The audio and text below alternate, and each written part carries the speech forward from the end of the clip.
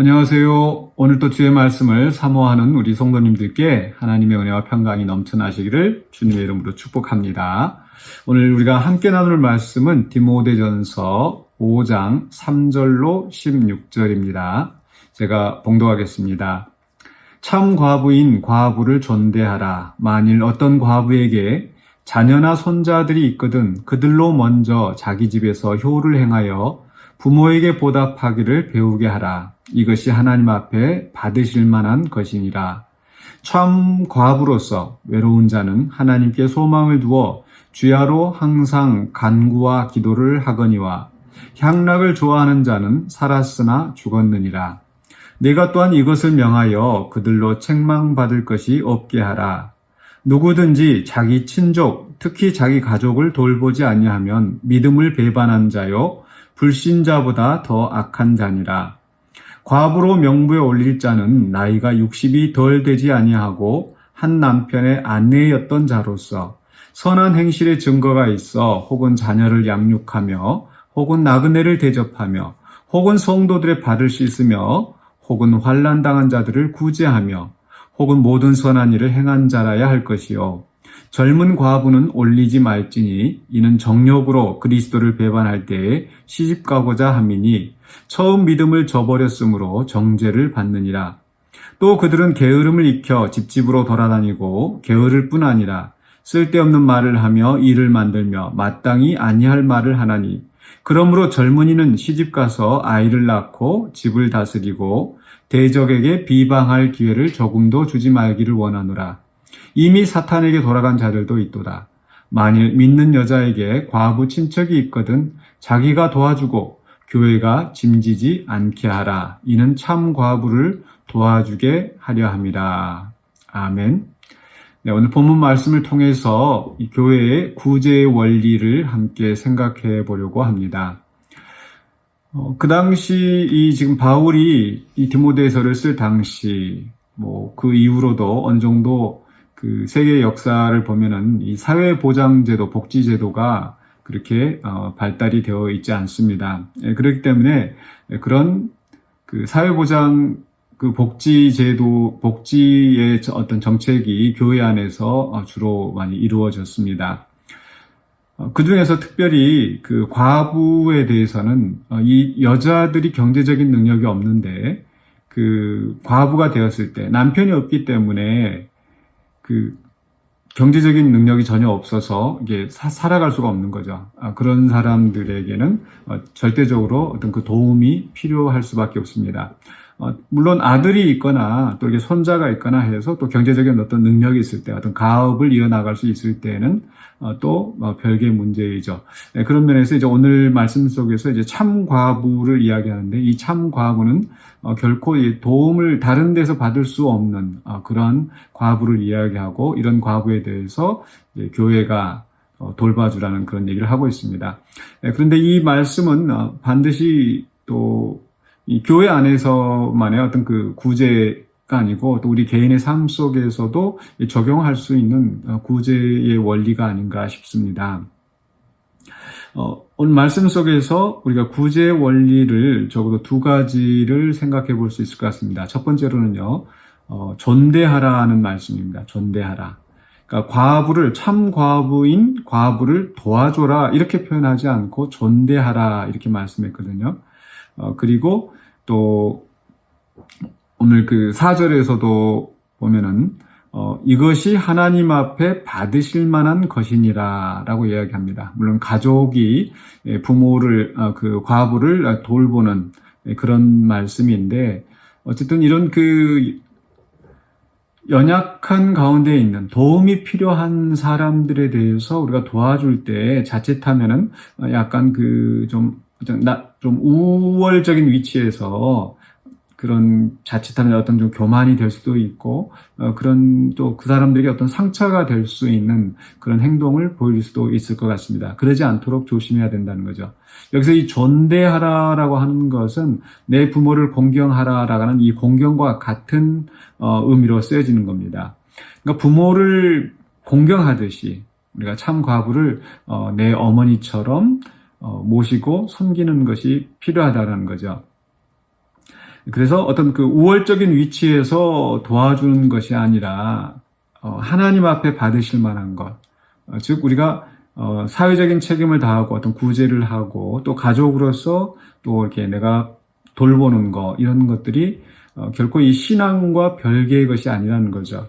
뒤에도 8절에서 보면은 가족을 돌보지 아니하면 믿음을 배반한 자라고 하고 있지 않습니까? 그러니까 우리가 이렇게 참 과부 또 도와줘야 될 사람을 도와주는 것은 하나님 앞에서 우리의 당연한 의무이고, 그렇기 때문에 우리가 어떤 그 우월적인 입장에서 도와준다고 생각하기보다 내가 당연히 섬기고 존대해야 된다는 거. 그래서 이 구제의 원리 속에서 첫 번째로 우리가 존대하는 그런 입장에서 우리가 도움을 줘야 된다는 겁니다. 결코 교만해서는 안 된다는 거죠. 그러나 두 번째로 우리가 또 생각해야 될 것은요, 분별해야 한다는 겁니다. 분별하라. 즉, 이 참과부를 도와주라고 이야기하고, 이 다른 지원의 가능성이 있는, 그런 그 과부들에 대해서는 먼저, 그 지원 그 가능성, 특히 이제 가족을 이야기하고 있죠.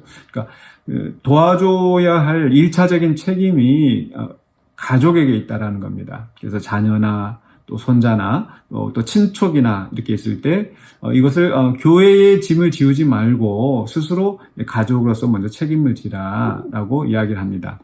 또 젊은 과부는 이제 이게 그 과부의 명부에 올리지 말라 이렇게 이야기를 합니다. 그 이유는 이제 이 젊은 과부는 결혼할 수 있는 가능성이 있기 때문에, 그래서 굳이 교회가 도와주지 않아도 또 이렇게 그런 구제의 손길이 아니더라도 또 이렇게 결혼하고 또 시집가고 아이를 낳고 이렇게 가정을 꾸미며 살아갈 수 있는 거 이렇게 하도록 하고 있습니다. 그래서 이 구제를 한다고 해서 모든 사람들을 교회가 사실 다 도와줄 수는 없습니다. 그래서 1차적인 책임을 또 이제 가족이 지게 하는 거죠. 그리고 또 분별해야 되는 또 한 가지 중요한 부분이 있는데요. 그것은 선한 일에 힘쓰는 자, 또 5절에 보면은 하나님께 소망을 두어 주야로 항상 간구와 기도를 하는 사람. 그러니까 선한 일에 힘쓰는 자를 도와주라고 이야기를 합니다. 그렇지 않게 되면 사실 이 교회가 도와주는, 구제하는 그 사람이 다니면서 또 말을 만들고 또 게으르고 이렇게 되었을 때 교회가 비방거리가 되는 거죠. 14절 보면은 대적에게 비방할 기회를 조금 더 주지 말기를 원한다. 또 사탄에게 돌아간 자들도 있도다. 이렇게 이야기를 합니다. 그러니까 오히려 그런 그 선한 일에 힘쓰지 않는 사람들, 문제를 만드는 사람들, 이런 사람들이 오히려 교회가 도와줌으로써 그 사람들이 오히려 더 악에 빠지는 그런 경우도 있기 때문에 우리가 그 사람들을 이제 구제를 하면서도 또 이제 바른 길에 설 수 있도록 해주는 것도 중요하다는 거죠. 그렇기 때문에 교회가 무작정 도와주는 것이 아니라, 또 우리가 구제를 한다고 해서 무작정 구제해 주는 것이 아니라 어느 정도 좀 분별이 필요하다는 겁니다. 저는 오늘 이 말씀을 보면서 우리 교회 안에 있었던 그런 상황들이, 여러 가지 상황들이 생각나는데요. 이 교회에 있다가 보면, 사무실에 있다가 보면은 사실 이렇게 도움을 요청하러 오는 사람이 많이 방문을 합니다. 방문을 해서 보면 정말 내가 도와줘도 될까 하는 생각이 드는 경우들이 있어요. 어떤 경우에는 굉장히 이렇게 그 어떤 술 냄새를 많이 풍기고 와서 뭐 이렇게 좀 돈 좀 달라 이렇게 말을 합니다. 그러면은 사실 그런 분들이 적지 않게 와요. 그럴 때 뭐 쉬운 방법은 뭐 있는 돈 호주머니에 돈 꺼내서 이렇게 주면은 그냥 또 돌아갑니다. 물론 그러다가 또 다시 오기도 하겠죠. 그런데 저는 항상 그런 분을 볼 때마다 혹시 이 동네에 사시느냐, 어디에 계시느냐 항상 묻습니다. 그리고 지금 당장에 우리가 이렇게 도움을 줄 수는 없어도 어디에 사시는지 알려주시면 어떤 형편인지 알아보고 도움을 주도록 하겠습니다. 라고 이야기를 합니다. 그런 경우에 대부분은 뭐 그런 것 이렇게 하지 말고 그냥 지금 당장에 먹을 게 필요하니까 뭐 5,000원만 달라, 10,000원만 달라 이렇게 하거든요. 근데 제가 우려하는 바는 또 그 돈 가지고 이분이 또 가서 그냥 술 사서 드시고 또 그렇게 계속 그런 식으로 또 생계를 유지한다기보다는 그런 식으로 그냥 이렇게 하루하루 이렇게 살아가는 그런 분이 될까봐 조심스럽습니다. 그래서 각자 그런 식으로 구제하기보다는 뭔가 조금 더 이렇게 좀 체계적으로 또 우리가 분명히 분별해서 도와주는 방법을 선택을 하는 거죠.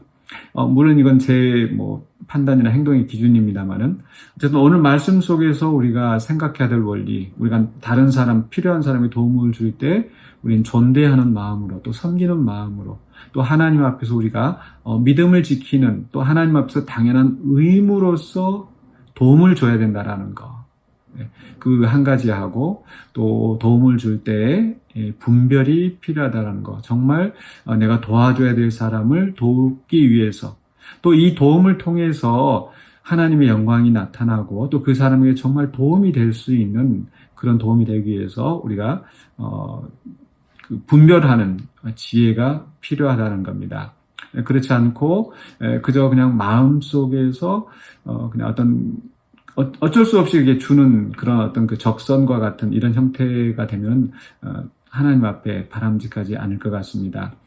우리 구제하는 거 굉장히 중요합니다. 하나님께서 고아와 과부를 돌아보고 이렇게 하는 것이 우리가 하나님 앞에 참 경건이고 구약성경이나 신약성경 안에서 정말 도움이 필요한 사람들에게 우리가 구제하는 것은 우리가 당연한 의미라고 많이 강조를 하고 그것이 참 신앙인의 모습이라고 우리가 성경을 통해서 알 수 있습니다.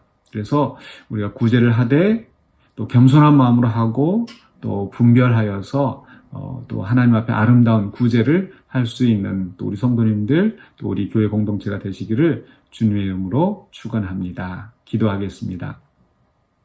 사랑해 주 하나님 은혜를 감사합니다. 우리가 또 우리 주변에 도움이 필요한 사람들, 어려운 형편에 있는 사람들을 우리가 외면하지 않게 해주시고 또 무분별한 구제가 아니라 정말 주님이 기뻐하시는 구제를 할 수 있도록 우리에게 지혜를 허락하여 주시옵소서. 그리하여 우리의 선한 행실을 통하여서 또 많은 사람들이 유익을 얻고 하나님께 영광이 되는 우리의 삶이 되게 하여 주시옵소서. 예수 그리스도 이름으로 기도하옵나이다. 아멘.